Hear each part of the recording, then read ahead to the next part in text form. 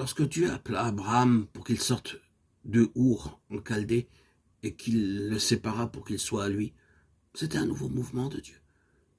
Il n'y a aucun doute à ce sujet, ce fut une intrusion nette et définie de la part de Dieu dans l'histoire de l'humanité, un pas de plus dans le sens du programme divin. Étienne nous dit que le Dieu de gloire apparut à notre père Abraham lorsqu'il était en Mésopotamie, Acte 7.2. Pourquoi le Dieu de gloire? Le terme vers lequel Dieu se dirigeait, c'était la gloire. Sa propre gloire dans un peuple pour qu'elle soit manifestée parmi les nations. Il apparaissait donc à Abraham pour qu'elle soit manifestée parmi les nations. Il apparaissait comme le Dieu de gloire.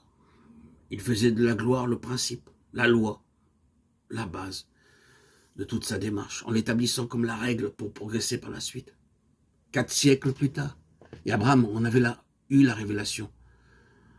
Genèse 15, 13, 16, Acte 7, 6. Le Seigneur avait conduit ce peuple hors d'Égypte. Il l'amena au Sinaï, et là, il changea une multitude désorganisée en une nation.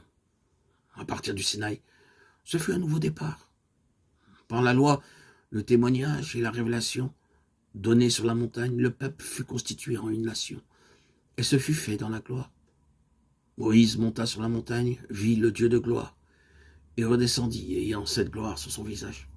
De nouveau, Dieu avait mis ce principe en évidence lors de cette nouvelle initiative. Il se mouvait sur le chemin de la gloire.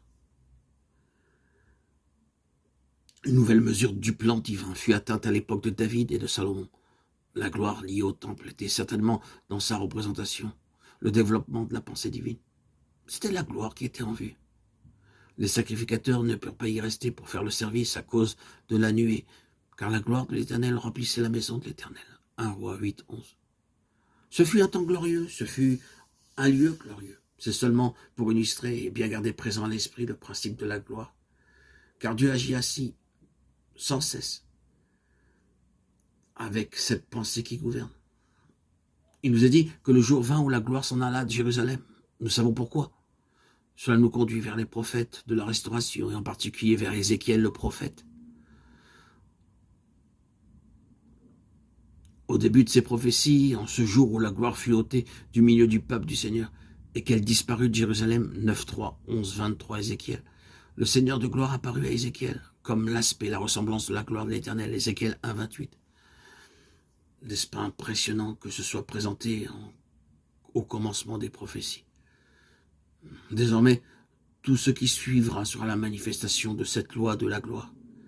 Dieu est préoccupé par une seule chose, et dans ces diverses situations, il montre son désir pour que la gloire puisse être atteinte en finalité.